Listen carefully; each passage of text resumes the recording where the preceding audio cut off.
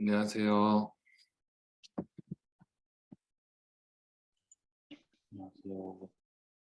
안녕하세요.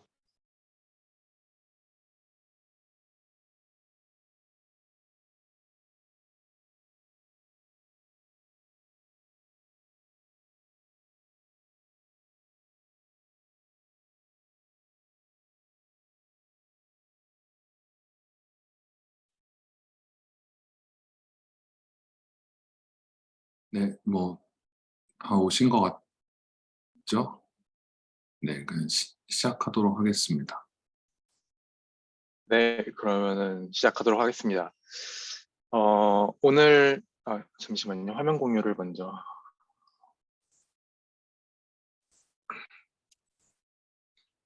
예, 잘 보이시죠? 어, 네, 오늘 제가 논문은 플라밍고 논문을 잡았는데, 발표 준비는 플라밍고를 이해하기까지 약간 그 전에 나온 비전 랭귀지 모델들을 한번 쭉 훑어보면서 수식 같은 것들은 전혀 없이 그냥 비전 랭귀지 모델의 전반적인 큰 그림을 한번 그릴 수 있는 시간을 가져보려고 발표를 준비를 했습니다. 그래서 네, 제목은 Understanding Vision Language 모델이라고 잡았고 마지막 한 중간 이후부터 플라밍고 논문에 대해서 알아보겠습니다. 저는 서울대학교 박사과정 민다빈이고 비전 랭귀지 연구를 주로 하고 있습니다. 발표 시작하겠습니다. 네, 먼저 이제 이 사진을 한번 보시고 시작을 하겠습니다. 한번 각자 한 10초 정도 시간을 드릴 테니까 이 사진이 웃긴지 어떤지 어떤 느낌을 주는지 한번 보시겠습니까? 네, 가만히 조용히 있겠습니다. 네, 좀 상황이 이해가 되시죠? 그럼 Is this picture funny? 이 질문이 현재 테슬라 AI 디렉터인 칼페시라는 사람이 자신의 블로그에서 10년 전에 2012년에 던진 질문입니다. 여러분이 이 사진이 만약에 웃기다고 생각했으면 저는 웃긴데 그 생각을 하기까지 어떤 사고 과정을 거치는지를 한번 생각을 해보겠습니다. 일단은 여러 사람들이 복도에 있다는 거를 인지를 하겠죠. 그리고 거기에 거울이 3개가 있고 다른 각도로 특정 사람들을 비추고 있어서 이 사람의 경우 막 2번이 나오고 이런 것들도 볼 수가 있고요. 그리고 그 사이에는 오바마가 있다는 거를 알 수가 있습니다. 모두 양복을 입다는 점이 이를 깨닫는 데 도움이 되고요. 그리고 어떤 사람이 하얀색 물체 위에 올라가 있어요. 근데 이 사람이 올라가 있다는 점을 비추어 봤을 때 그게 체중계라는 걸 깨닫는 데 도움이 되겠죠. 그리고 오바마의 한쪽 발이 체중계 위에 올라가 있습니다. 이미지는 2차원이지만 그 실제 위치 관계는 3차원이겠죠. 그리고 약간의 물리학이 또 이 사진을 이해하는 데 도움이 됩니다. 오바마가 체중계 쪽 다리에 기대고 있고 그러면 체중계에 힘이 가해지고 체중계는 가해지는 힘을 측정한다는 사실이 있기 때문에 체중계의 눈금이 그 위에 올라간 사람의 무게보다 더 나갈 것이다라는 사실을 여러분은 알 수가 있죠. 그리고 체중계 위의 사람은 오바마의 행동을 모른다는 것도 여러분이 알 수가 있습니다. 사람의 시야는 유한하고 저 사람의 자세를 봤을 때 오바마의 행동을 감지할 가능성이 매우 낮아 보이기 때문이겠죠. 그리고 그 위에 올라간 사람은 자신의 평소 몸무게보다 더 높은 눈금을 봤을 거고 저 사람은 그거에 대해서 매우 혼란스러워할 것입니다. 이는 사람들이 일반적으로 자신의 체중에 대해서 자의식을 갖고 있다는 상식을 저 여러분들 갖고 있기 때문이고 그걸로 추론하는 것이겠죠. 그리고 그의 혼란은 뒤에 있는 사람들을 웃게 만들 것이다 라고 알 수가 있겠죠. 이는 생각해보면 되게 복잡한 인터랙션인데 사람들이 서로의 마음 상태에 대해서 어떻게 반응하는지를 알고 있기 때문에 여러분이 추론을 할 수가 있는 겁니다. 그리고 마지막으로 발을 올린 사람이 대통령이라는 점이 이 상황을 더 웃기게 만듭니다. 직책에 따라서 일반적인 행동 양식이 무엇인지 여러분이 알기 때문이겠죠. 이렇게 이 사진을 이해하려면 엄청나게 복잡한 사고 과정이 필요합니다. 근데 이게 좀 재밌는 사실 하나는 이런 복잡한 정신 활동들이 단지 RGB 값들의 2D 행렬로부터 도출된 것이라는 점이 상당히 놀라운 점이죠. 이렇게 복잡한 사고 과정을 이미지 데이터로만 학습을 하는 인공지능 모델이 과연 추론을 할 수 있을까요? 그래서 이런 점을 들면서 이렇게 카페스는 자기 블로그 포스트에 이 글을 올리면서 AI가 가야 할 길이 얼마나 멀리 있는지 너무너무 멀다 AI가 갈 길은 그리고 자신을 그 점이 우울하게 만든다라고 2012년 10년 전에 말을 했습니다.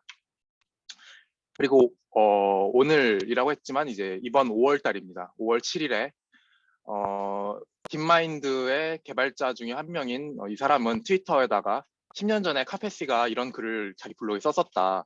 그리고 그게 얼마나 AI가 먼 길을 가야 하고 그게 자신을 슬프게 하는지를 얘기했었는데 오늘 플라밍고가 거기에 도전을 하겠다라고 얘기를 했습니다. 그래서 같이 보여주는 결과가 이제 오른쪽에 그림이 결과인데요. 플라밍고와 인간의 채팅 다이얼로그입니다. 비주얼 다이얼로그죠. 그래서 파란색 테두리로 돼 있는 게 사람이 친 거고 회색 박스가 플라밍고의 대답 결과입니다. 그래서 사람이 먼저 이 사진을 보여줬어요. 그래서 플라밍고는 This is a picture of Barack Obama. He is a former president of the United States라고 말을 하고 그리고 거기 사람이 몇 명이 있냐 물어봤더니 거기엔 최소 5명 있다라고 말을 했죠. 거울을 정확하게 파악을 했기 때문에 5명이라고 얘기를 한 거죠. 그리고 거기에 그게 어디에서 찍힌 사진이냐? 그거는 학교에서 찍혔다. 그리고 거긴 거울이 몇 개가 있냐? 거울이 2개가 있다. 거울이 2개가 있다는 사실을 이해를 했죠. 그리고 그 사람이 어디 위에 서 있냐? 그 사람은 러그 위에 서 있다라고 얘기를 했는데 사람이 한번 정정을 합니다. 그 사람은 저울 위에 서 있어. 그랬더니 그런 것 같다라고 말을 합니다. 그리고 그 사람이 뭘 하고 있냐라고 물어봤더니 그 사람은 저울을 보고 있다라고 말을 하고 그러면은 오바마의 발은 어디에 있냐 그 말을 하면 그 저울 오른쪽에 뒤에 있다라고 말을 합니다. 사실까지 인지를 했고요. 그래서 그 결과 어떻게 되냐? 저울에 눈금이 올라갈 것이다 라고 플라밍고가 답을 합니다. 그러면은 그 사람이 그 사실을 인지하고 있냐? 인지 못할 거라고 말을 합니다. 그리고 Do you think that's why people are laughing? 왜 그 사람들이 그것 때문에 웃는 것 같냐? 그런 것 같다라고 얘기를 합니다. 이 결과를 봤을 때 실제로 방금 전에 우리가 살펴봤던 추론의 과정을 모두 완벽하게 하나하나 거쳤다라고 생각은 아직은 안 되지만 그래도 엄청나게 놀라운 결과임에는 틀림이 없죠. 근데 이렇게 시각적인 정보에 대해서 높은 수준의 이해를 가능하게 한 방법이 무엇일지 궁금한데 그거에 대해서 이번 시간에 한번 알아보도록 하겠습니다. 네, how.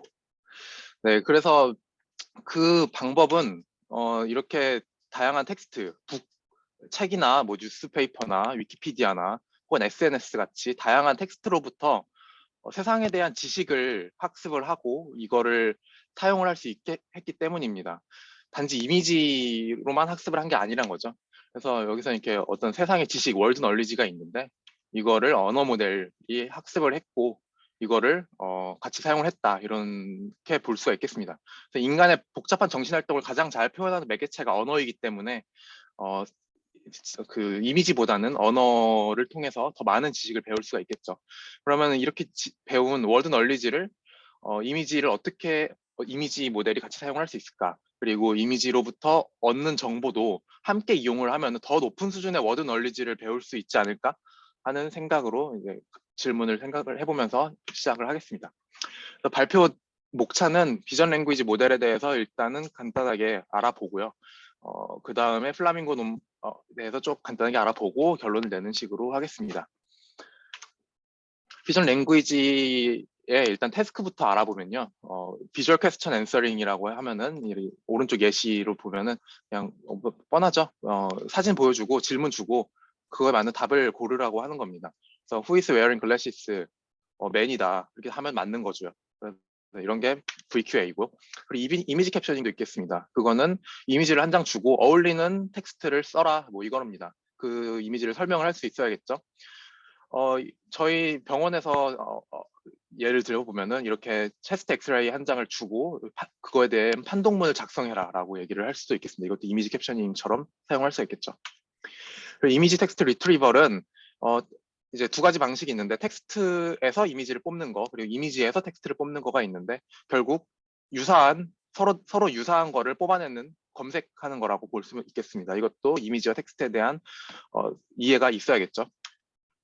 그리고 비전 랭귀지 클래시피케이션은 텍스트와 이미지를 모두 사용을 해서 어떤 분류를 하는 겁니다. 그래서 이건 제가 하고 있는 연구와 상당히 비슷한데 이 체스트 엑스레이를 보여주고 이런 판동문이 있을 때 이게 틀렸다라고 찾아내는 겁니다. 사실 레프트가 아니라 라이트인데 레프트라고 적혀 있다, 이렇게 틀렸다고 클래시피케이션 하는 겁니다. 이런 식으로도 태스크를 할 수 있겠습니다. 그러면 태스크들은 알아봤고 현재의 그런 비전 랭귀지 모델들이, 최신 비전 랭귀지 모델들이 어느 정도 수준의 이해 능력을 갖췄는지를 먼저 한번 보겠습니다. 이거는 이제 먼저 플라밍고, 오늘 볼 플라밍고의 예시인데요. 이 사진을 먼저 보여주고 이런 아웃풋, 그러니까 이 아웃풋은 이 사진을 설명하는 내용입니다. A propaganda poster depicting a cat dressed as French Imperial Napoleon holding a piece of cheese, 이거를 넣어주고, 그리고 또 다음 이미지 넣어주고, 또 그걸 설명하는 텍스트 넣어줬으면은, 그럼 이제 이 이미지를 넣어줬을 때 어떻게 답변을 할 거냐라고 물어봤을 때 A portrait of Salvador Dali with a robot head라고 답변을 합니다. 이거에 대해서 이런 이미지 캡셔닝 태스크죠. 이거에 대해서 아무런 파인 튜닝을 하지 않았는데 단지 이 두 개의 필샷을 보여주고 맞추는 케이스라고 볼 수 있고요. 그리고 오른쪽에 채팅 그 다이얼로그 같은 경우 아까 봤던 거랑 상당히 유사한데, 이 곰 사진을 보여주고, 달에 있는 곰이네요. 뭔가 되게 재밌는 이미지인데 뭐 이렇게 얘기를 하다가 이 사진이 놀랍냐라고 물어봅니다. 그러면은 이 사진 놀랍다. 이 사진이 왜 놀랍냐 너한테? 그러면은 플라밍고가 이 사진은 놀랍다. 왜냐면 테디베어는 보통 달에 있지 않기 때문이다 라고 얘기를 합니다. 엄청 놀랍죠? 예. 그리고 최근에 나온 또 이미진이라는 모델은 이미지 텍스트를 기반으로 이미지를 생성하는 모델입니다. 뭐 달리 같은 거의 상위 호환이라고 보시면 되겠는데, 이렇게 첫 번째 예시를 보시면은 cute corgi lives in a house made out of sushi, 이 텍스트를 받아서 이 이미지를 생성을 한 겁니다. 정말 실제 같은 이미지를 생성을 하죠. 그리고 코카라는 이제 모델도 있는데, 이것도 올해 5월에 나온 겁니다. 이거는 보시면은 이렇게 이미지 캡셔닝 태스크를 잘 하고요. 이 럭비공에 SF라고 붙어 있는데, 이거는 사실 샌프란시스코 49어스라는 풋볼팀의 마크입니다. 그래서 그걸 보고 그 공이다라고 맞추고 있고, 그리고 좀 재밌는 점은 이거 오른쪽의 표는 이제 이미지넷 리더보드입니다. 이미지 태스크의 가장 전통적인 이미지넷 리더보드예요. 거기에 제일 위에 코카가 올라가 있습니다. 비전 랭귀지 모델이 이미지에 특화된 모델들보다 더 잘한다라고 볼 수가 있겠죠. 놀라운 사실입니다. 그래서 이렇게 최근에 어떻게 되고 있는지 한번 알아봤고요. 그러면은 이제 실제로 최근 비전 랭귀지 방법론들을 모델 구조에 따라서 크게 몇 가지로 분류해서 한번 설명을 드리겠습니다. 먼저 퓨전 인코더 구조가 있는데요. 이거는 이제 싱글 스트림 퓨전 인코더를 먼저 보시겠습니다. 퓨전 인코더는 두 모달리티를, 이미지와 텍스트 두 모달리티를, 그 서로의 인터랙션을 트랜스포머를 이용해 계산을 하는 겁니다. 복잡한 연산이 들어가겠죠. 싱글 스트림 방식이 있는데요. 이걸 먼저 알아보면은 싱글 스트림 방식은 하나의 트랜스포머를 이용을 합니다. 그래서 밑에 예시를 보시면은 이렇게 텍스트와 이미지의 패치가 트랜스포머로 그냥 곧바로 들어가서 셀프 어텐션을 통해서 그 두 개의 크로스 모달 인터랙션이 계산이 됩니다. 두 번째로 이제 퓨전 인코더인데 듀얼 스트림 방식이 있습니다. 듀얼 스트림 방식은 방금 싱글 스트림은 하나의 트랜스포머로 이게 인풋이 들어갔다면은 듀얼 스트림은 각 이미지 모달의 트랜스포머가 있고 랭귀지 모달의 트랜스포머가 있어서 둘 사이에 크로스 어텐션을 통해서 이제 인터랙션이 계산이 됩니다. 이런 방식이 이제 듀얼 스트림 퓨전 인코더이고요. 그리고 듀얼 인코더라는 방식도 있습니다. 이거는 퓨전 인코더는 그 두 모달리티 간 인터랙션을 트랜스포머라는 복잡한 계산을 이용을 했다면은, 듀얼 인코더는 여러분 잘 아시는 클립이 대표적인 예시인데 두 모달리티 간의 인터랙션을 매우 간단한 연산을 통해 계산을 합니다. 닷 프로덕트 같은 걸로 연산을 해버리죠. 그리고 그러면은 듀얼 인코더와 퓨전 인코더를 둘 다 그 장점을 살린 모델들로 나옵니다. 그래서 2021년에 플라바라는 모델은 이렇게 밑에 그림으로 대충 먼저 보시면은 이미지 인코더가 있고 텍스트 인코더가 있어가지고 각각의 인코딩 결과를 하나의 트랜스포머에서 퓨전 인코더에서 퓨전을 해서 이게 레프레젠테이션을 생성을 해냅니다. 그런가 하면은 이제 또 인코더 디코더라는 구조도 있습니다. 이거가 가장 최근에 좀 많이 나오고 있는 구조인데, 일단 첫 번째로 심-VLM 예시를 보시면은 일반적인 트랜스포머 인코더 디코더처럼 보이는데, 이미지랑 텍스트가 같이 인코더에 들어가고 그 텍스트의 이후에 나올 텍스트를 예측하는 인코더 디코더 구조로 구성이 되어 있고요. 그리고 그 아래 호카 같은 경우에 이것도 인코더 디코더 구조인데, 텍스트는 아예 인코더로 들어가지 않고 디코더로만 들어갑니다. 그리고 디코더에서 뭐 이렇게 처리가 됩니다. 어쨌든 이런 구조가 있다는 것을 볼 수가 있습니다. 이런 인코더 디코더 구조는 텍스트 제너레이션에 특화가 되어 있습니다. 그러면은 이 각각의 구조에 대해서 조금만 더 자세히 보시면은 이렇게 먼저 싱글 스트림 퓨전 인코더부터 보겠습니다. 이러한 접근법의 가장 이제 중심이 되는 가정은 두 모달리티 간의 상호작용이 하나의 트랜스포머 인코더로 학습할 수 있을 정도로 간단하다라는 가정이 있습니다. 그래서 이렇게 각각 텍스트와 이미지 패치가 하나의 트랜스포머에서 셀프 어텐션으로 계산이 되는 겁니다. 2019년에 나왔던 비주얼 버트의 예시이고요. 그리고 이제 듀얼 스트림 예시입니다. 이것도 퓨전 인코더인데 방금 봤던 싱글 스트립이랑 다른 점은 어떤 하나의 모달 내에서의 인터랙션과 그리고 그 모달리티 간의 크로스 모달 인터랙션은 구분돼서 계산되어야 된다라는 가정이 있는 겁니다. 그래서 두 개의 예시를 가져왔는데 위에 거를 보시면은 이미지 패치가 인베딩돼서 어떤 트랜스포머에 들어가고 밑에 텍스트도 인베딩돼서 트랜스포머에 들어가서 서로가 크로스 어텐션을 통해서 인터랙션을 학습을 하죠. 네, 이렇게 좀 더 복잡한 인터랙션이 학습이 되게 됩니다. 그래서 이런 구조가 일반적으로 싱글 스트림보다 더 좋은 성능을 나타낸다고 보이고 있습니다. 그리고 듀얼 인코더 구조를 좀 더 보면은 듀얼 인코더는 이제 가벼운 계산만으로도 두 모달리티의 그 피처 인베딩을 한 공간에다가 매핑을 할 수 있다라고 이제 가정을 하는 겁니다. 그래서 여러분이 잘 아시는 클립이 대표적인 예시이고요. 퓨전 인코더와 듀얼 인코더를 비교를 해보면은 퓨전 인코더는 다양한 인코딩 단계에서 이제 크로스 모달 인터랙션을 통해서 이제 학습을 하죠. 그래서 상당히 높은 퓨전 랭귀지 태스크의 성능을 보입니다. 다만 이제 계산량이 매우 많게 되는데 반면에 이렇게 듀얼 인코더가 간단한 방식으로 인터랙션을 계산하기 때문에 계산량이 매우 적습니다.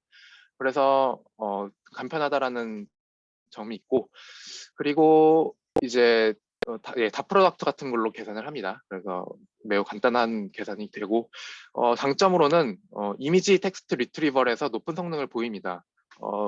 뭐 이렇게 이미지랑 텍스트를 같은 공간에다 매핑하기 때문에 뭐 비슷한 공간에 있는 거를 꺼내오면 되겠죠. 그래서 매우 높은 성능이 보이고, 그리고 또 이미지랑 텍스트 피처를 미리 계산한 다음에 저장을 해놓을 수가 있기 때문에 효율도 좋습니다.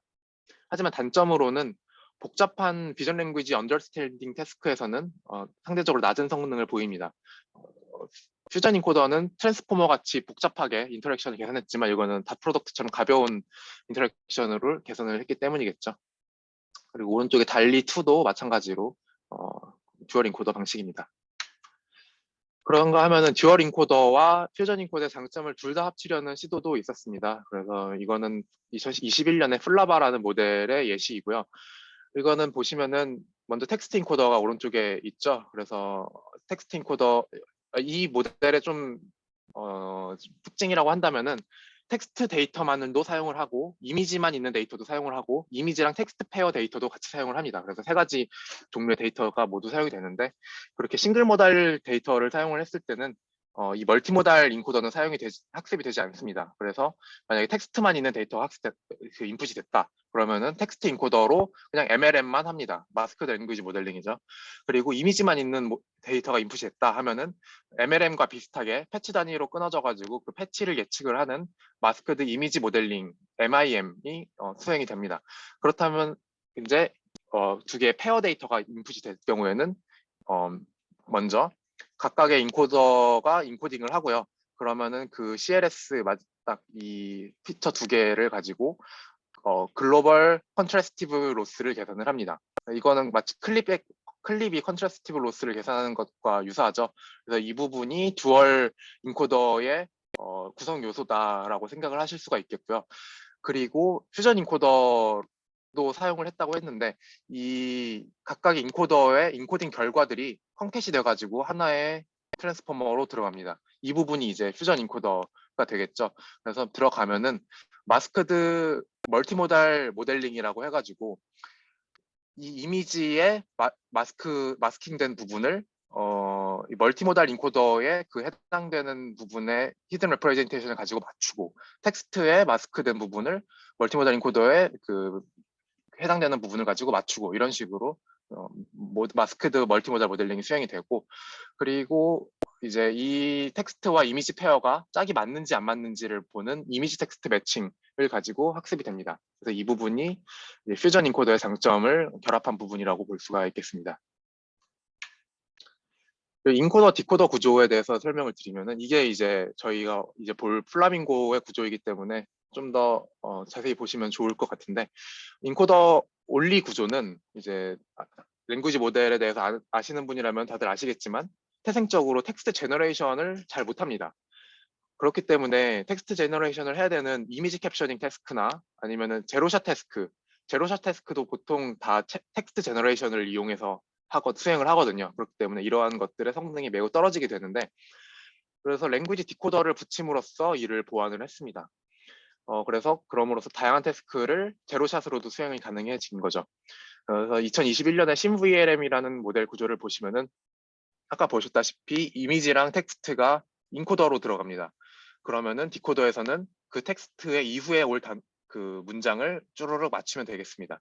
이런 식으로 구조가 돼 있고 이렇게 인코더 디코더 구조가 된다면 어떤 일을 할 수가 있냐를 오른쪽을 예시를 통해서 한번 보시면은 먼저 이 첫 번째 그 스포츠카 사진과 픽처 오브라는 단어가 인코더를 통해 들어갑니다. 그러면은 그 후에 뭐가 올 거냐라고 물어보는 거죠. 그러면은 모델은 A man driving a yellow and black Aston Martin vintage on the road라고 예측을 하는 겁니다. 이런 식으로 제로샷으로 이미지 캡셔닝을 할 수가 있는 거죠. 그리고 이거 아래쪽 예시를 보시면은 제로샷으로 비주얼 퀘스천 앤서링을 하는 모습을 볼 수가 있는데 이 에펠탑 타워의 이미지를 보여주고 What can a visitor do here? 라고 물어보면은 The tower is located in the city of Paris and has two restaurant이라고 답변을 하는 이런 VQA 태스크도 할 수가 있게 되는 겁니다. 인코더 디코더 구조의 신VLM의 그 단점이 조금 몇 가지가 있는데 그거에는 이미지와 얼라인된 딱 정렬이 된 하나의 공간으로 매핑이 된 텍스트 온리 레프레젠테이션을 생성할 수가 없었습니다. 그래서 크로스 모달 얼라인먼트 태스크, 리트리벌 태스크 같은 거를 잘 할 수가 없었는데요. 2022년에 나온 코카의 경우에는 아예 텍스트를 디코더로만 들어가게 해놨습니다.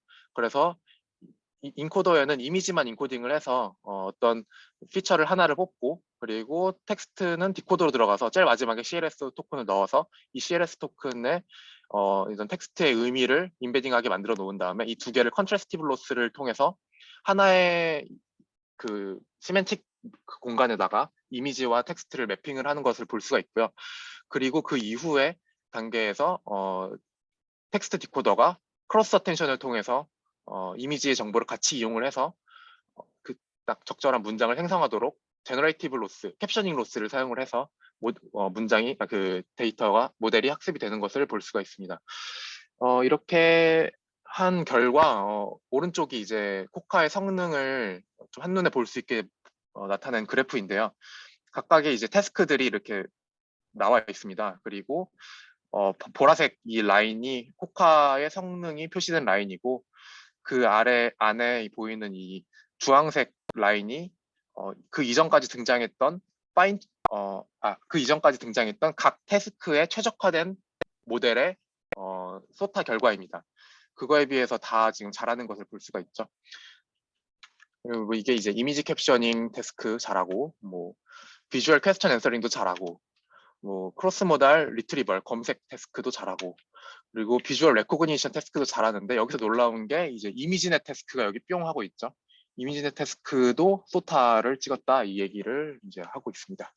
그래서 이 부분을 봤을 때 비전과 랭귀지 간의 상호작용을 통해서 기존 비전 태스크의 성능 자체도 더 올라가게 만들었다라고 생각을 해볼 수가 있겠습니다. 그럼 이제부터는 이제 플라밍고 얘기를 할 텐데 혹시 지금까지 좀 질문 사항이 있으면 한번 받고 지나가도록 하겠습니다. 저 궁금한 게 있는데, 네네. 전 페이지에서 혹시 그저 크로스 모달 리트리벌 저게 그 제로샷이라는 게 그 이미지로 텍스트를 만들고 텍스트로 이미지를 만드는 그런 태스크인가요? 만든다라고 그러니까 결국에는 잠시만요. 요 제로샷 리트리벌 보여드릴 수 있는 예시가 그러니까 결국 리트리벌이라고 하면은 텍스트 투 이미지 뭐 예를 들어 리트리벌이라고 하면은 텍스트를 보여주고 제일 적절한 이미지를 뽑아라라고 하는 거겠죠. 그러면은 그 태스크를 수행하는 방식은 이제 논문에 좀 자세하게 설명이 되어 있는데 뭐 좀 약간 여러 가지 트릭이 있습니다. 뭐 같은 공간에서 제일 가까운 뭐 KNN을 써가지고 이미지를 가져온다던가 이런 식으로 해서 수행을 하게 해놨습니다. 혹시 이 부분에서 이게 좀 구체적인 네네. 부분을 기억하고 계실지 모르겠는데, 그러니까 여기서 네. 저 태스크들 중에서 제로샷이라고 붙은 애들은 어쨌든 이제 저 프리트레이닝한 모델을 가지고 그대로 쓴 거고, 근데 여기서 제로샷 이미지넷이라고 하면은 그냥 클립에서 하는 것처럼 왼쪽에 이미지 인코더에다 이미지를 넣고 그 다음에 텍스트 디코더에다가 뭔가 이렇게 클래스에 해당되는 어떤 프롬프트를 집어넣고 그 다음에 저기서 각각의 인코더에서 나온 클래스 토큰 간의 시밀러리티 이걸 가지고 리코니션 하는 건가요? 네, 맞습니다. 그래서 그럼 그 프롬프트 경우에는 네. 멀티모달 텍스트 디코더는 이제 사용하지 않는 거죠? 네, 맞습니다.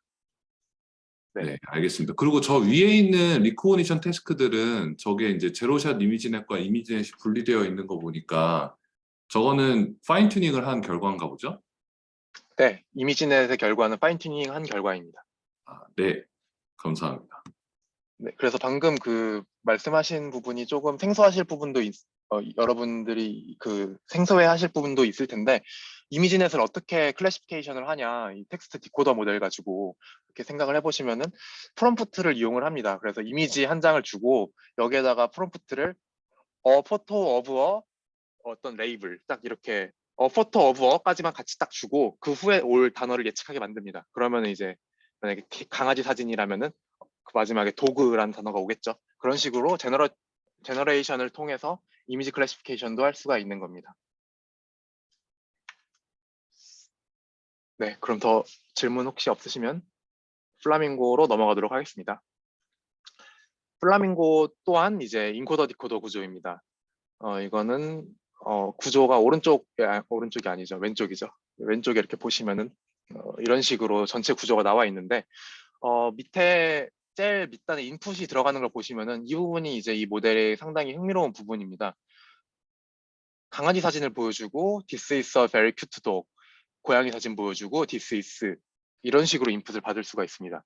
그래서 이미지도 이렇게 강아지 사진이 한 장만 올 수 있는 게 아니고 여러 장의 강아지 사진을 보여주고 그 후에 텍스트를 칠 수도 있고 이런 식으로 이미지와 텍스트 시퀀스의 그 인풋이 상당히 그 형식에 얽매이지 않고 자유롭습니다. 그리고 심지어 이미지가 아니라 비디오를 받을 수도 있습니다. 그래서 이런 인풋을 받을 수가 있고 그리고 또 특이한 점이라고 한다면은 비전 인코더가 왼쪽에 이렇게 보여서 비전 인코더는 이미지가 비전 인코더를 통해서 인코딩이 되는데 비전 인코더가 프리트레인 된 거를 이미 어디선가 가져와서 그거를 학습을 더 이상 하지 않고 프리징을 시켜버립니다. 그리고 이제 여기 랭귀지 모델 쪽 보시면은 중간중간에 프리징 표시되어 있는 것들이 다 프리징이 되어 있는 건데 이 프리징 되어 있는 랭귀지 모델도 다른 데에서 이미 대규모 텍스트 데이터를 통해서 학습이 된 프리트레인 랭귀지 모델을 가져와서 프리징을 시켜버린 겁니다. 그리고 그 사이사이에다가 이미지 피처를 사용을 할 수가 있는 어떤 게이티드 크로스 어텐션 댄스 레이어라는 그 레이어를 삽입을 해서 이것들은 스크래치부터 학습을 합니다. 이런 식의 좀 구조로 돼 있다는 점이 먼저 딱 처음 봤을 때 특이한 점이 되겠습니다. 그래서 각각의 인코더가 어떤 건지를 먼저 보시면은 비전 인코더는 NFNet이라는 것을 사용을 했습니다. 이것도 딥마인드가 만든 건데 뭐 레즈넷 계열의 모델인 걸로 파악이 됩니다. 그래서 이거를 버트를 이용을 해서 클립 로스를 가지고 프리트레이닝을 미리 시켜 놓습니다. 그래서 그거를 가지고 와서 프리즈를 시켰다라고 생각을 하시면 되고요. 그리고 랭귀지 모델은 친칠라라는 것을 사용을 했는데 이것도 딥마인드가 만든 건데 약간 뭐 GPT-3 같은 뭐 모델이라고 생각을 하시면 얼추 맞을 것 같습니다. 그래서 70빌리언의 파라미터를 가진 매우 큰 모델을 가지고 와서 사용을 했고 얼려놨습니다. 그래서 학습은 되지 않는다라고 보시면 되겠고요. 디코더 온리 모델입니다.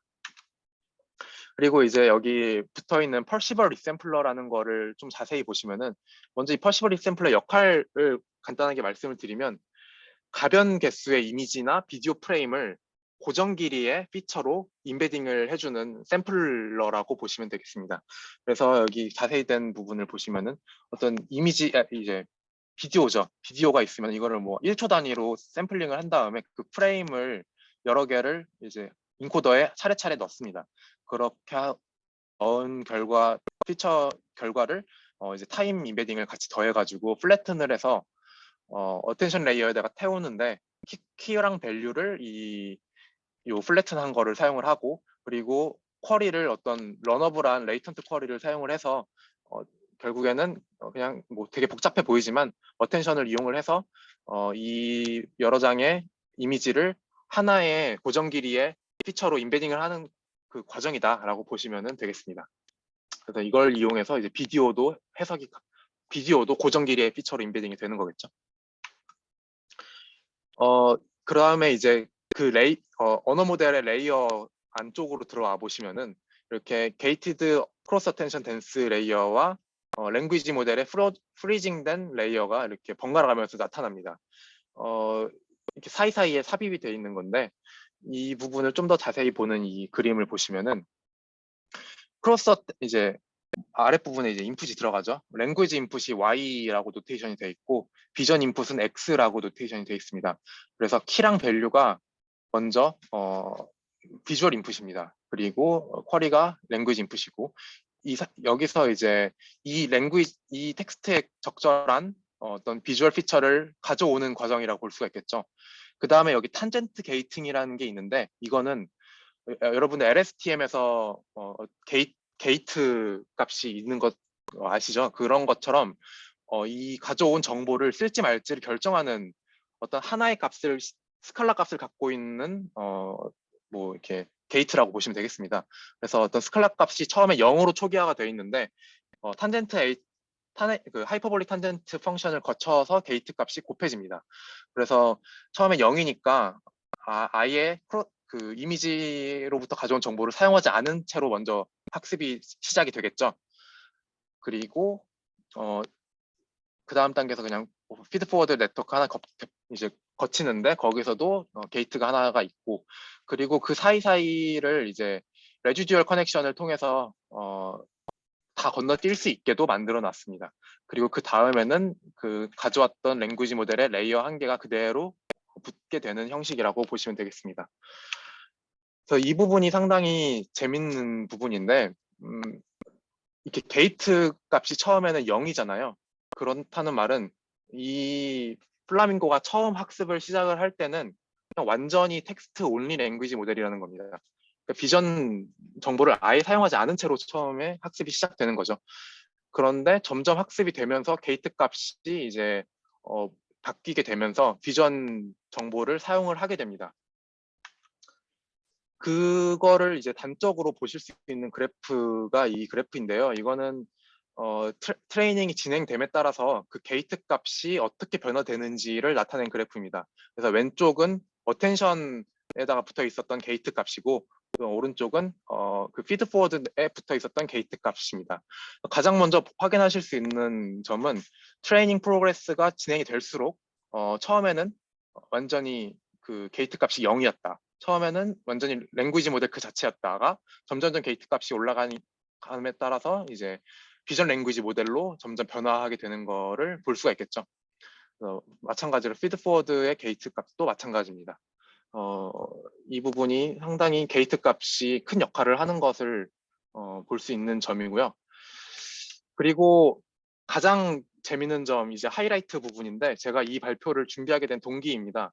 그거는 이제 보시면은 이 레이어의 색깔이 진할수록 초기 레이어고 옅을수록 후기 레이어인데 진한 선은 전부 다 게이트 값이 학습이 많이 된 이후에도 낮습니다.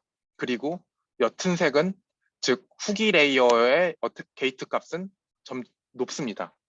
그 말은 초반 레이어에서는 이제 그 비전 랭귀지에 대한 임베딩 초반 단계에서는 이미지의 정보가 필요 없다라는 거죠. 이미지 정보를 쓰지 않고 랭귀지 대해서만 먼저 학습을 하고 먼저 계산을 하고 그리고 어느 정도 그 랭귀지 자체의 의미가 처리된 이후에 이미지 정보를 가져다가 사용을 하는 게 최적의 결과다라는 것을 단적으로 보여주고 있는 그래프입니다.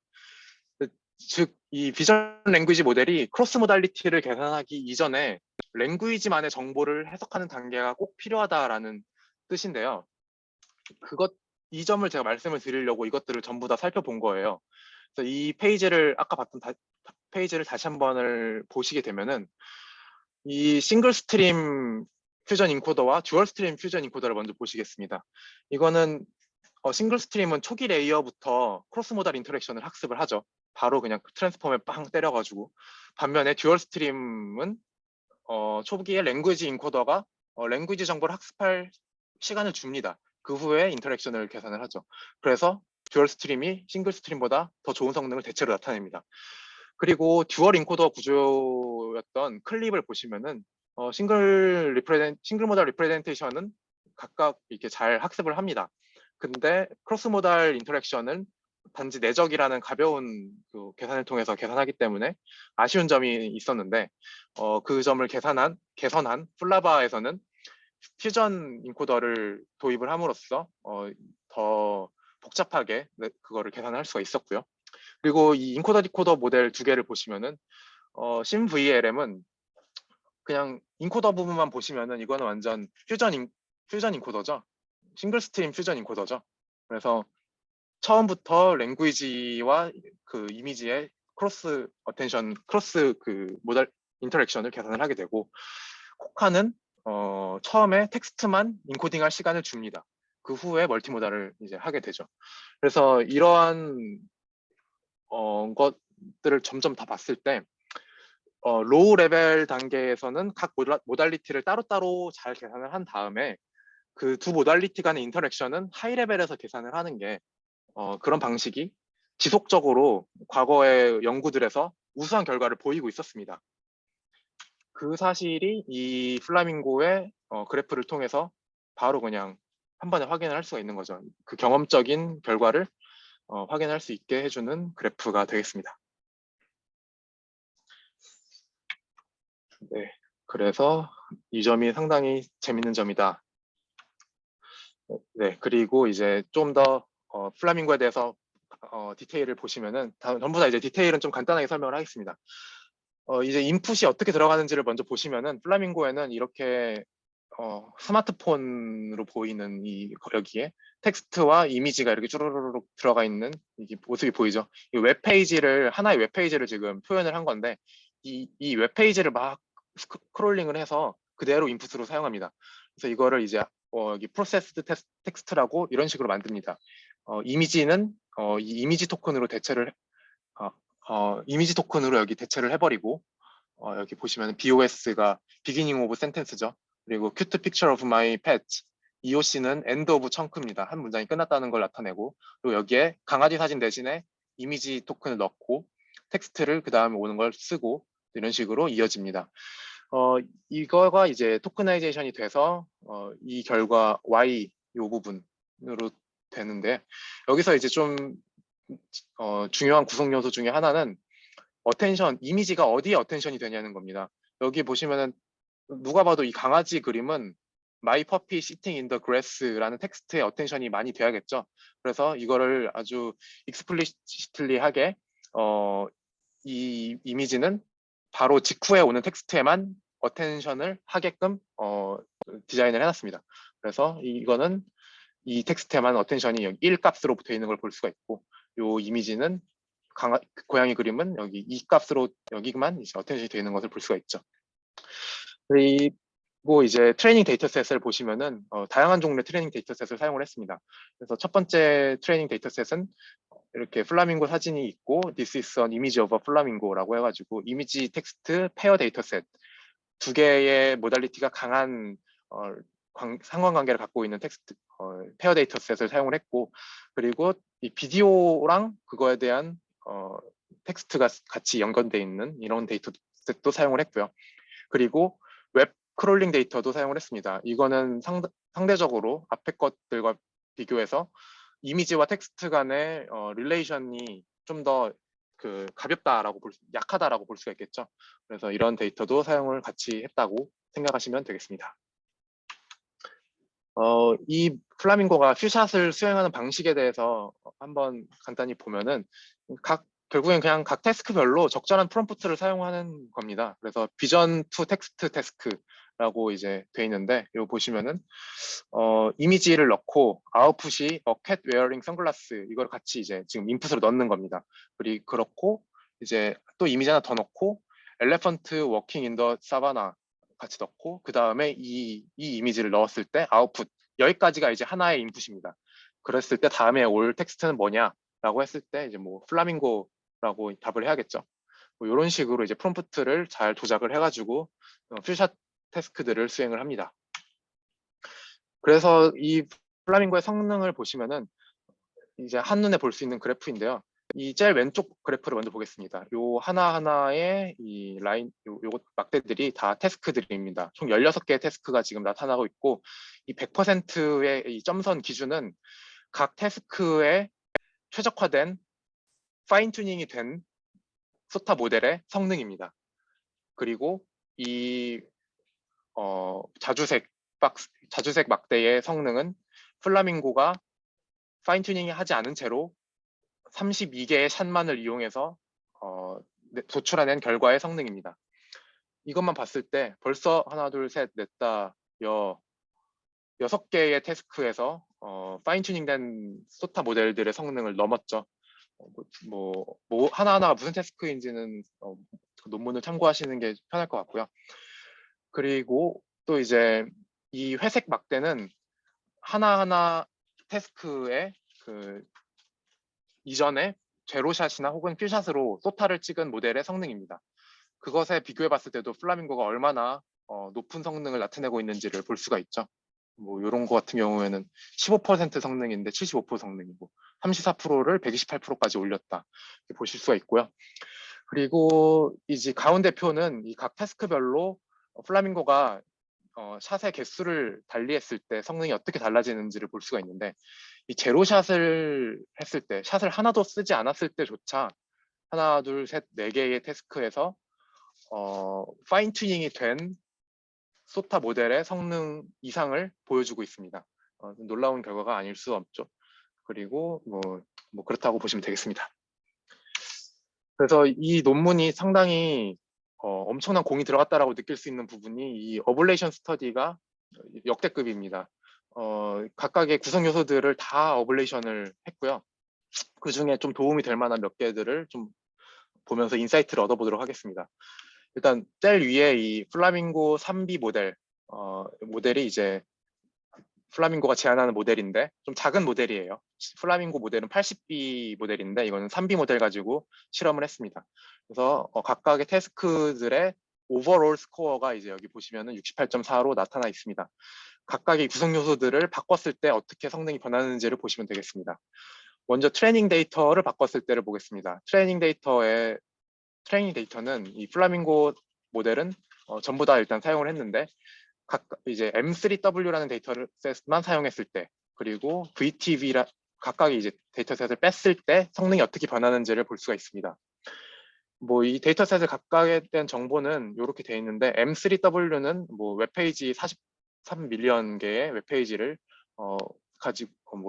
가지고 구성된 데이터고, 그리고 이렇게 데이터셋이 있습니다. 그래서 여기서 보실 수 있는 점은 하나의 데이터셋만 빼도 성능이 엄청나게 차이가 납니다.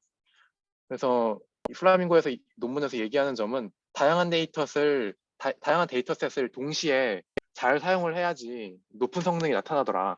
성능이 데이터셋에 크게 의존적이더라. 이렇게 데이터셋의 중요성을 다시 한번 알 수 있는 부분이고요.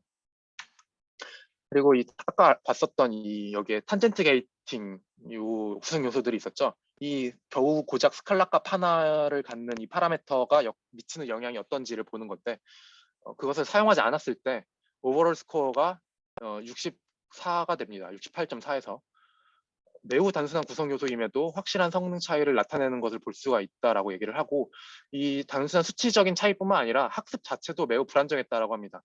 불안정한 학습, 그러니까 로스가 처음 엄청 튄다고 얘기를 하더라고요. 그래서 이게 정말 중요한 구성 요소였다.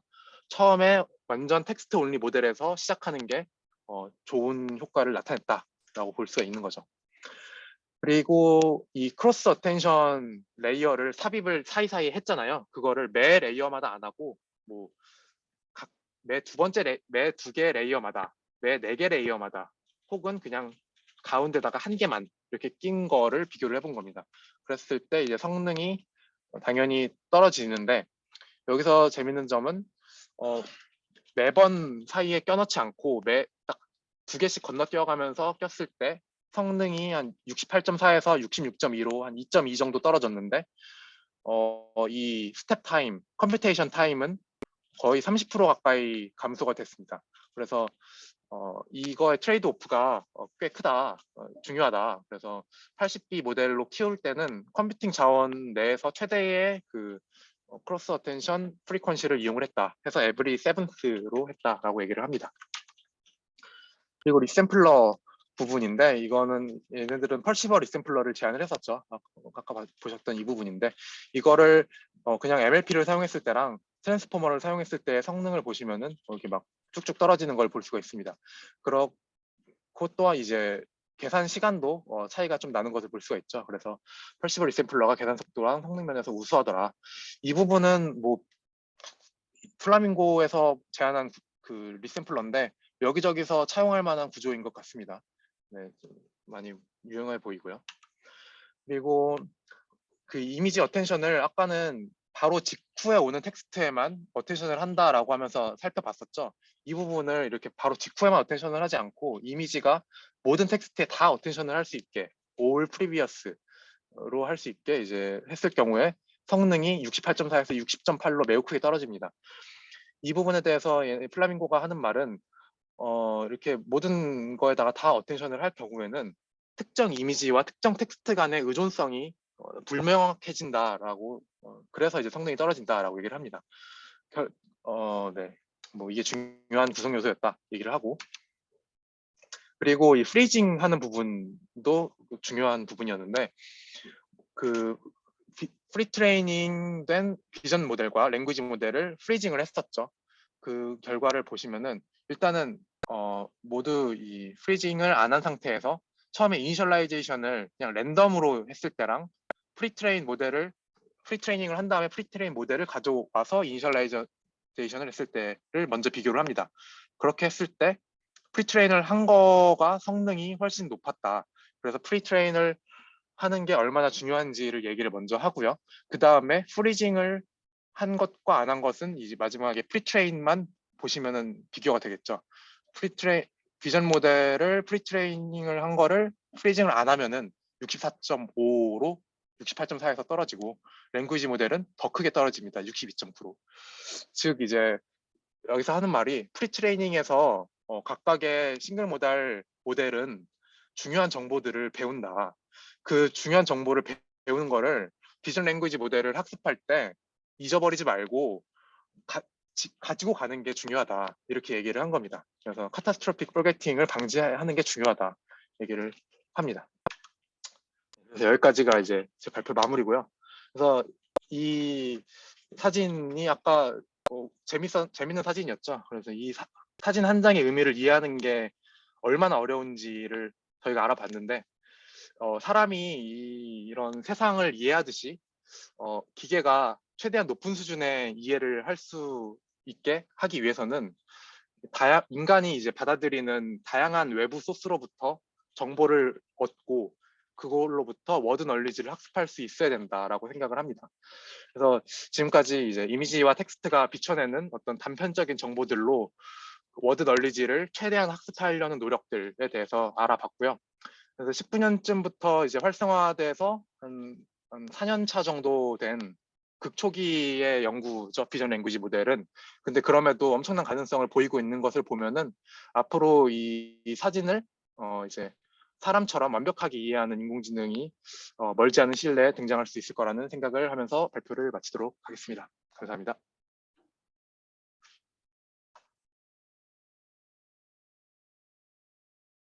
질문 있으면은 해주시면은 감사하겠습니다.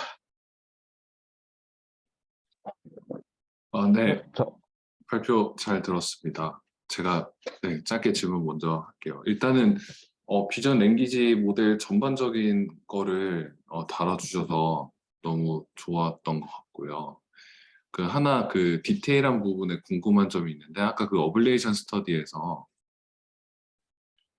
여기 보시면은 저 펄시버 리샘플러에 대한 어빌레이션을 보면 저거를 이제 뭐 MLP나 트랜스포머로 바꾼 세팅을 실험했다고 되어 있는데 사실 여기서 펄시버 리샘플러를 도입한 이유가 이제 가변적인 크기의 이미지나 뭐 가변적인 길이의 비디오 시퀀스를 각각을 이제 고정된 크기의 그 인베딩으로 만들려고 한 거잖아요. 근데 사실 MLP나 그냥 바닐라 트랜스포머 가지고는 그 역할을 못 할 텐데 이거는 그냥 근데 사실은 이 논문에서 보면 제가 이해한 걸로는 인풋 이미지 사이즈를 그냥 고정해서 넣은 것 같거든요. 그래서 가변적인 이미지 크기를 고려할 필요가 아예 애초부터 없어 보이긴 했는데 사실 이 MLP나 트랜스포머 가지고 그 부분을 어떻게 처리했는지 논문에 내용이 있었는지 좀 궁금하네요. 이 논문이 엄청 자세히 설명이 돼 있어가지고 아마 설명이 있을 건데요. 제가 정확히 기억은 잘 못하겠습니다. 제 생각에는 여기서 나온 요 피처들을 플래튼한 거를 뭐 그냥 어떤 고정 길이의 MLP를 딱 놓고 그냥 딱 딱 이렇게 축소를 시키지 않았나 뭐 이런 생각이 드는데 정확한 거는 이제 논문을 보셔야 될 것 같습니다. 네네, 아마 알겠습니다. 네, 아마 설명이 있을 겁니다. 엄청 자세하게 써 있거든요. 네네. 저도 질문이 있습니다. 일단 발표 잘 들었고요. 그 25페이지에서요. 이게 좀 쓸데없는 궁금증일 수도 있을 것 같긴 한데, 혹시 일단 이 밸류 그래프 그린 게 절대값만 그린 건가요? 네, 맞습니다. 절대값입니다. 아, 그래요? 아, 네, 알겠습니다. 저는 절대값 아닌데 플러스만 나온 줄 알고 왜 그런가 해서 여쭤봤습니다. 정말 중요한 점을 짚어주셨는데 절대값이 맞습니다. 저도 처음엔 좀 궁금했거든요. 네, 감사합니다. 저도 그 플라밍고를 실제로 모델 구조를 가져다가 제 연구에다 적용을 하고 있는데 그러면서 이 어텐션 값을 처음에 확인을 해봤을 때 막 점점 마이너스로 하더라고요. 그래가지고 이게 뭐지? 라고 했는데 어쩔 때는 다시 하면은 랜덤 이니셜라이즈 된 상태에서 어떨 땐 또 플러스로 올라가더라고요. 그래서 약간 이상하다 했는데 그 이니셜라이즈 된 값에 따라서 그냥 마이너스가 될 수도 있고 플러스가 될 수도 있는데 어쨌든 중요한 건 절대값인 것 같습니다. 지금 이거 모델 쓰신다고 하니까 궁금한 게 생겼는데 지금 그 연구에 쓰고 계시는 이 모델 그 크기가 어느 정도 되는 건가요?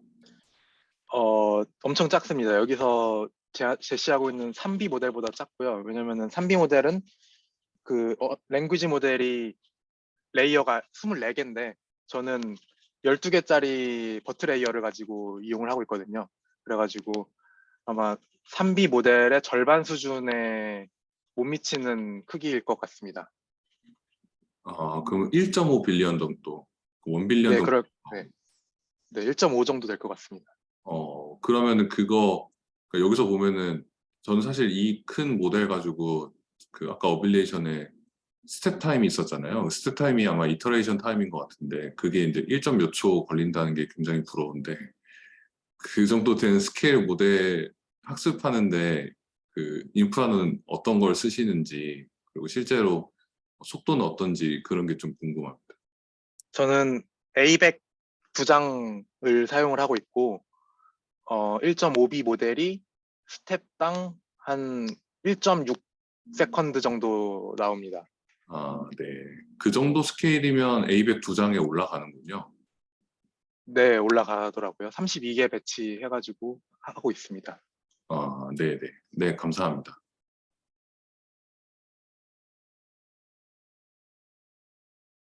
저 어플레이션 스터디 쪽에서 질문이 있는데, 그 멀티 이미지 어텐션에서 이미지가 모든 텍스트에 다 어텐션 할 수 있게 되면 오히려 성능이 떨어져서 이미지가 그 직후에 텍스트에 어텐드 했을 때가 성능이 향상된다고 말씀해 주셨는데, 그렇다면 여기서 이미지 직후의 텍스트가 이미지와 어떤 깊은 릴레이션이 있는 텍스트라는 가정이 기본적으로 들어간 건가요? 그렇겠죠. 네, 그런 가정이 있었기 때문에 그리고 또 그 가정이 적절했기 때문에 성능이 올라간 것으로 보입니다. 그리고 여기서 조금 더 디테일한 부분이 설명이 있었는데 논문에서는 이 그러니까 처음 이 어텐션 할 때는 이렇게 직후에 이미 그 텍스트에만 어텐션이 되게끔 이렇게 유도가 되지만 그 후에 텍스트는 어차피 계속 셀프 어텐션으로 계속 자기들끼리 어텐션을 하잖아요. 그러니까 결국에는 다른 이미지에도 임플리시틀리 어텐드 한다 뭐 이렇게 얘기를 하고는 있습니다. 그 정도 뭐 디테일 정도 말씀드리고 싶습니다. 네, 여기서 정확하게 얘기하면은 저기서 사실은 어텐션의 대상이 되는 애들이 이미지 피처들이고, 그러니까 키랑 밸류가 이미지 피처들이고, 쿼리는 이제 텍스트가 되는 거죠. 그래서 네, 여기서 맞습니다. 일단 한번 필요하면 그 대상 텍스트 토큰들이 필요한 정보가 있다면 이미지 토큰에서 가져오고 그 위에 레이어에서 이제 텍스트 토큰들이 서로 풀리 어텐션하고 이런 구조. 네, 감사합니다. 네, 답변 감사드리고 또 하나 질문이 더 있었는데 사실 되게 민다빈 선생님께서 저희 연구실 슬랙에 이것저것 NLP나 비주얼 랭귀지 모델에 대한 뉴스를 굉장히 잘 올려주셔서 재미있게 보고 있거든요. 근데 그런 모델을 볼 때마다 항상 느끼는 게 이 모델이 엄청 크다고 나왔더니 저 모델이 더 크고 난 파라미터 더 썼으면 더 큼 계속 이런 크기 경쟁을 하는 것 같은 느낌이 되게 들더라고요. 다만 아까 말씀해 주셨듯이 플라밍고 같은 경우도 이제 3B 모델이 있어서 좀 작은 이런 버전도 있는 것 같은데 혹시 이렇게 엄청나게 큰 모델이 도미네이트하는 VL 모델의 세계에서 이런 작은 모델들의 성능이 괜찮게 나오는지 궁금합니다. 어, 제가 그 봤던 그뭐 여기 연구실에 저희 연구실에 다른 친구들한테 몇 명 말한 적도 있는데 그 랭귀지 모델 그 비전 랭귀지 모델 말고 랭귀지 모델의 크기 자체에 대해서 분석한 논문이 있었습니다. 거기서 이제 랭귀지 모델의 크기가 커질수록 이전에 볼 수 없었던 그 능력이 갑자기 계단 형식으로 이렇게 생긴다.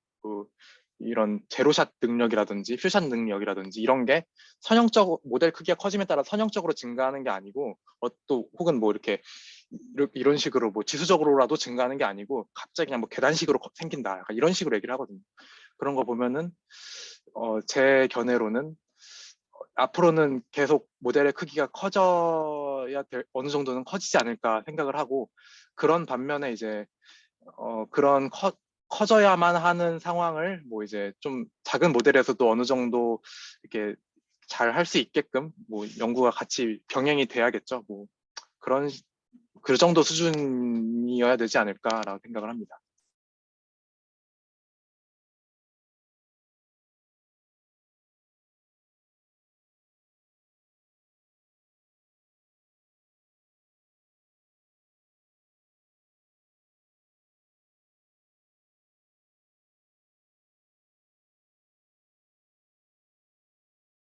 또 질문 없으시면은 발표를 끝낼까요? 저 질문 하나 있는데요. 아, 예.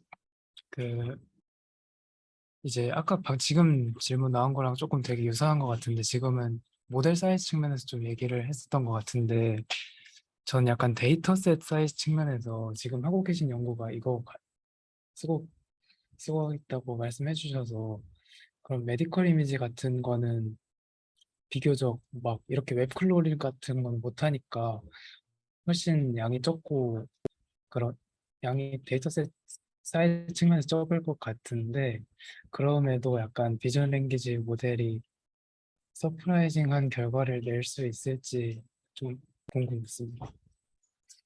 네. 좋은 질문 감사하고요. 지금 제가 하고 있는 연구는 체스트 엑스레이랑 판동문을 가지고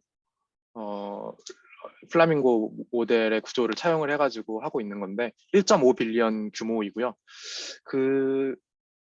그런 모델을 학습할 때 당연히 이제 저희 뭐 서울대 데이터에는 훨씬 많은 데이터가 서울대 병원에는 있지만 그거를 아직 사용하지 않고 그냥 공개 데이터인 미믹 CXR 데이터를 사용을 하는데요.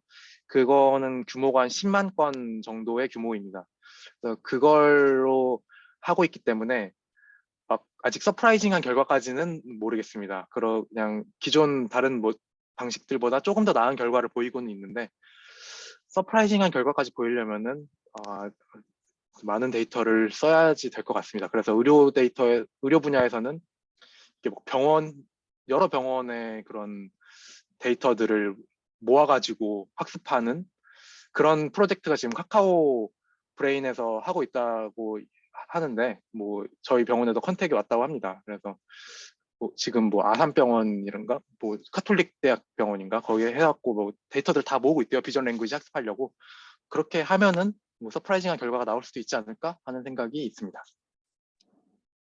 아마 서울대병원에도 체스트 엑스레이 같은 경우는 건수로는 데이터가 엄청 많을 텐데 문제는 판독문 아닌가요? 판독문도 많죠? 어떤 거 말씀하시는 거죠? 판독문이 많긴 한데 그게 예. 이제 그 뭐 공개된 데이터처럼 그러니까 여기 있는 예시처럼 이렇게 뭐 자세히 안 적혀 있는 경우들이 많지 않나요? 네, 맞습니다. 체스트 엑스레이는 특히 한국은 엑스레이를 되게 그냥 일단 찍어보기 때문에 판독문을 정성 들여서 적지 않는 경우가 훨씬 많습니다. 그래가지고 엑스레이 가지고 하기는 좀 어렵지만 만약에 한다면은 뭐 어느 정도 판독문의 퀄리티가 괜찮은 애들만 모아가지고 한다든지 뭐 그런 식으로는 생각해 볼 수 있을 것 같습니다. 아니면은 그 공개 데이터로 이 모델을 일단 1차로 만들고 그다음에 서울대 데이터에서 판독문을 생성해서 수도 레이블처럼 만든 다음에 그런 다음 써봐도 재밌겠네요. 네, 그럴 수도 있을 것 같습니다.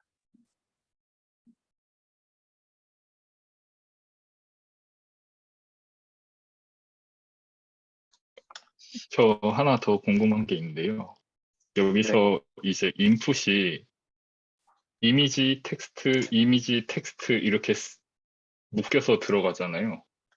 근데 여기 있는 사진을 예시로 보면은 이제 뭐 My Puppy Sitting in the Grass라고 있고 그 뒤에 이제 뭐 My Cat까지만 들어가거나 할 텐데 그 레이블로 저 뒤에 달린 말 있잖아요. 이것을 이제 데이터 구성을 할 때 저 뒤에 사실 들어갈 수 있는 말이 굉장히 많을 것 같은데 뭐 검은색 고양이다 아니면 뭐 저렇게 looking very dignified 뭐 이렇게 되게 많은 레이블들이 만들어질 수 있을 것 같은데 그냥 그 이전의 텍스트와 유사한 너무 반대 의미를 갖지 않는 레이블을 만들어서 투입하는 건가요? 이 부분은 꼭 플라밍고로 예시를 볼 필요 없이 그냥 일반적인 랭귀지 모델 자체의 그냥 구조를 보시면 되는데, 보시면은, 잠시만요.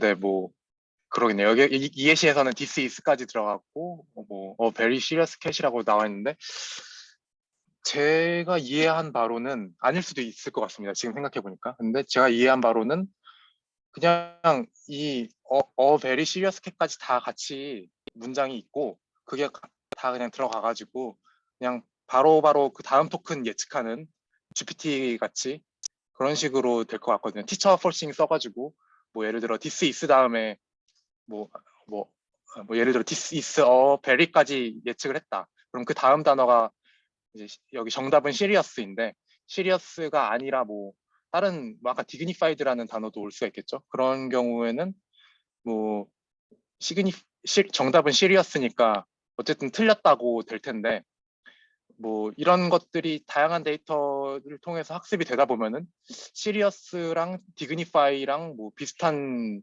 위치 공간의 그 임베딩이 되게 될 거고 뭐 그러면서 뭐 이렇게 학습이 되지 않을까 하는 생각인데 제 답변이 됐을지 모르겠네요. 네. 그러니까 제가 궁금했던 게 인풋 그 프리프로세싱 과정에서 꼭 앞에 문장이랑 유사한 구조를 가진 문장이어야 하는지 아니면 저기서 this is a very cute dog지만 그 뒤에는 뭐 this is black cat 뭐 아예 이런 상반되는 문장을 가져도 되는지가 궁금한 거였거든요. 그렇게 나올 수도 있겠죠. 그 아웃풋이. 근데 그러면은 아마 그레디언트를 그 이제 로스가 크니까 그레디언트 학습해서 이제 틀렸다라고 이렇게 수정이 될 겁니다. 그러니까 전 네. 인풋 단에서 그 궁금한 건데, 네. 네, 인풋 구성이 그러니까 앞뒤 문장이 유사한 구조를 가져야 되냐, 아니면 전혀 다른 구조를 가져도 되냐 사실 이거거든요. 그렇지 않죠. 그러니까 이게 그냥 네. 뭔가 이렇게 큐레이트된 데이터셋이 아니고 그냥 웹에서 크롤링 잔뜩 해가지고 적당하게 정해진 길이의 텍스트 토큰으로 잘라서 그 뒷부분을 레이블로 주고 이런 식으로 학습을 했을 거라서 이 이미지 사이에 있는 그 문장들이 여기 예시에 있는 것처럼 비슷한 스트럭처를 가지고 있을 거라는 보장이 없죠. 오히려 그런 애들이 거의 없을걸요.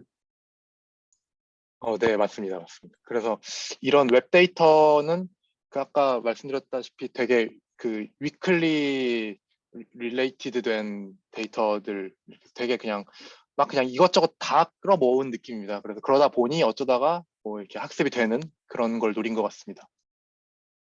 네, 그러면 그 앞에 이미지는 뭐 비디오도 될 수 있고 여러 장의 이미지가 될 수도 있다고 하셨잖아요. 그러면 그거는 뭐 예를 들어 크롤링 했을 때 This is a very cute dog라는 텍스트와 페어인 애들을 짜라라락 넣어주는 건가요? 만약 여러 이미지를 쓴다 하면은?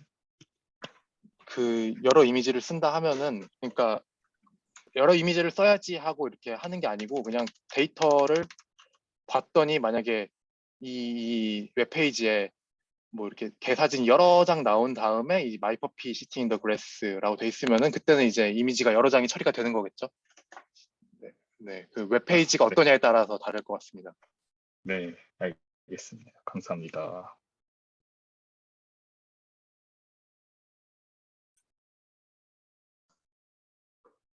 네.